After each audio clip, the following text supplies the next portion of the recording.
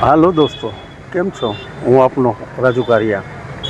હાલ આપણી સાથે છે જુનેદભાઈ ડોડિયા, સામાજિક કાર્યકર અને નાના નાના મોટા તમામ કામો, તમામ લોકોની પીડા સુધી જોડાયેલા. અને જોડાયેલા તો ઠીક, પણ દોડીને સાથે રહીને કામ કરવાવાળા. તો આજે થોડી ચર્ચા થઈ, તો એની સાથે વાત કરતાં કરતાં જાણવા મળ્યું કે મારી પાસે તો આવા ઘણા મુદ્દા છે, પણ કંઈક તમે સાંભળો ને કંઈક લોકો સુધી પહોંચાડીએ. તો આપણે પ્રયાસ કરીએ એની સાથે વાત કરવાનો અને એના શું વિચારો છે લોકો સુધી પહોંચાડવાના, આમ જનતા સુધી, તો એ જાણવાનો પ્રયાસ કરીએ. કરો રાજ સ્ટુડિયો ફોલો, લાઈક. જુનેદભાઈ નમસ્કાર. વડિયાના તમે યુવા કાર્યકર છો, લોકોના કામ કરતા જોવા મળો છો, વારંવાર અરજીઓ કે જે સામાજિક ચોકસાઈ માટે તમે લડતા રહ્યો છો, એ તો ખૂબ સારી વાત છે. પણ તમે કંઈક એવું કહેતા હતા કે ભાઈ કંઈક એવો મુદ્દો કે જે મારે લોકો સુધી પહોંચાડવો, તો શું કહેતા હતા? હાલ જી દેશમાં ઘણા છે. હાલ સોશિયલ ક્રાંતિ એટલી બધી વધી રહી છે, જેમાં આપણે એનો સહભાગીને ભાગ લેવો જરૂરી બન્યો છે. હાલ તંત્ર જ્યારે જાગતું હોય, સરકારી ત્યારે સૂતી હોય, નેતાઓ જ્યારે સૂતા હોય, જ્યારે લોકોના કામો માટે લોકો જ્યારે જગ્યાઓ જઈને તકલીફો ભોગવી રહે છે, છતાં એમના કામ નથી થતા.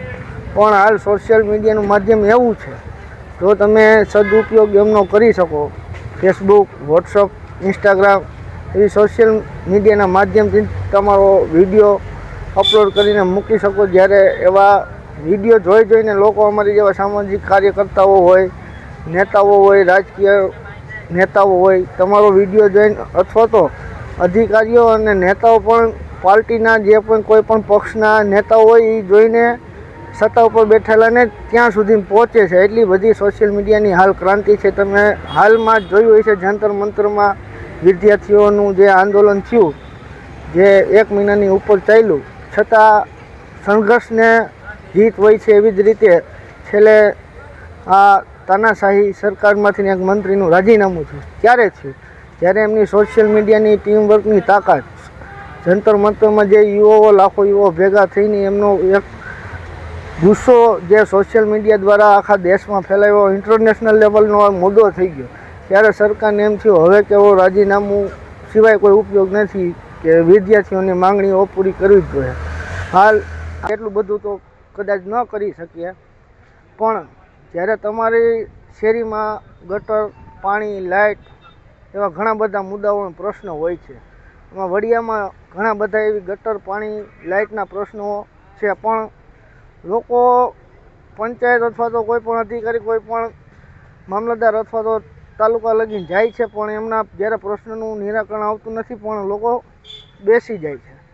તો હું એટલું જ કહેવા માગું છું કે તમે બેસોમાં, તમે તમારો જે પ્રશ્ન છે તમારો હલ થયો નથી, તો એનો અવાજ કરવો કેમ? તો એના માટે એક સોશિયલ મીડિયાનો મસ્તનું માધ્યમ છે. તમારો વિડીયો ઉતારીને તમારો વોટ્સઅપ કોઈ ગ્રુપ હોય, ગામનું ગ્રુપ અથવા તો કોઈ પણ ગ્રુપ હોય, એમાં લખીને વિડીયો મૂકીને અથવા તો બોલી તમે એમાં નાખો, એને વાયરલ કરો, અથવા તો ફેસબુકમાં નાખીને વાયરલ કરો, ઇન્સ્ટામાં મૂકો.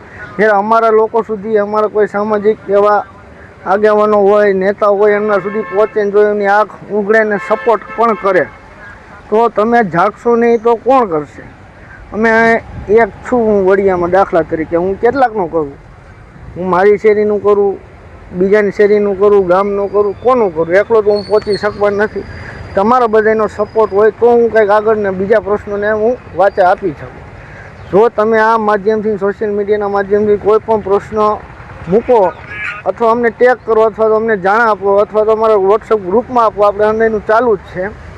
જેવા ઘણા મુદ્દા છે, મિડ ડે મિલ છે, સરકારી શાળાઓ છે, સરકારી શાળાઓમાં શિક્ષકોની ઘટ છે, શિક્ષકો હોતા નથી, બસોની તકલીફ છે, અપડાઉન કરવામાં બસો નિયમિત ચાલતી નથી, સમયસર આવતી નથી, શિક્ષકો આવતા નથી, સમયસર સ્કૂલમાં મિડ ડે મિલમાં સારું ભોજન આપતા નથી. એવા ઘણા લાડ પ્રશ્નો છે. વિડીયો ઉતારીને વોટ્સઅપમાં મૂક્યા. વોટ્સઅપમાં અત્યારે હાલ તમે તો ટ્વિટર તો વાપરતા ન હોય, જો એક્સ વાપરતા હોય તો ડાયરેક્ટ મુખ્યમંત્રી, મંત્રી અથવા વડાપ્રધાન કોઈ પણને એને ટેગ કરીને તમે તમારા પ્રશ્નોનું નિરાકરણ લાવવા માટે એમાં પૂછી શકો છો, સવાલ કરી શકો છો. એ પોતાના ફેસબુક ઉપર મૂકી શકે ને? હા, ફેસબુક, ઇન્સ્ટાગ્રામ એક્સ વોટ્સઅપ કોઈ પણ નહીં.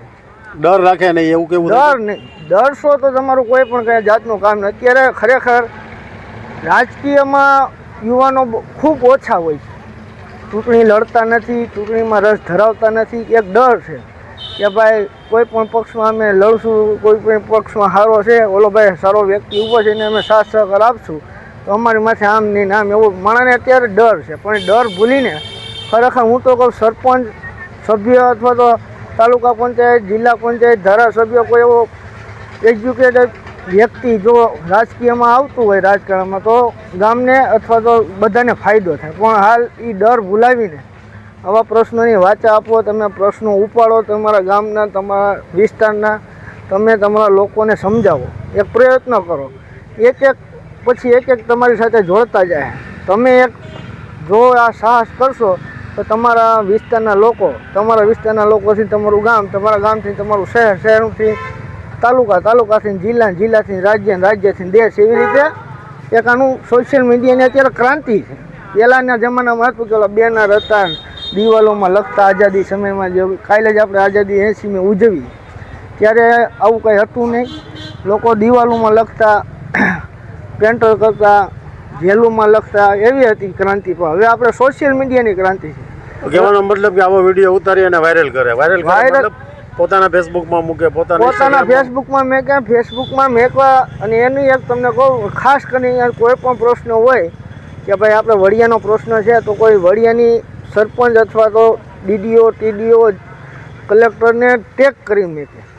એ તો એટલું બધું તો ન આવડે એને સાદું મુકતા આવડે. હા, તો હું તમને એક માધ્યમથી બતાવવા માંગુ છું. પણ અત્યારે તો એ પોતે તમને મોકલે તો તમે લોકો સુધી પહોંચાડો. કોઈ પણ જાતનો પ્રશ્ન હોય તો વિડીયો મૂકો, એને અમે જ્યાં સુધી અમારી વાયરલ થાય ત્યાં સુધી જવાબદારીમાં જ્યાં લગી વાયરલ કરશું, જેનો સપોર્ટ જેટલો થાય એટલો અમે કરવા તૈયાર છીએ. તો તમારો નંબર કહી દેજો.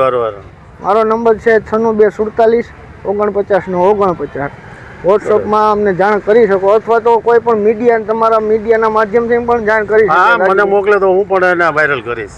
પણ કહેવાનો મિનિંગ ને ભાવાર્થ એક જ છે, કોઈ પણ જાતનો અત્યારે ડર રાખ્યા વગર તમારા પ્રશ્નો માટે, ગામના વિસ્તારના વિકાસ માટે તમે જરીક પગલું અને સોશિયલ ક્રાંતિ કરો એવી નમ્ર વિનંતી છે. જય હિન્દ, જય ભારત, જય જય ગરીબ ગુજરાત.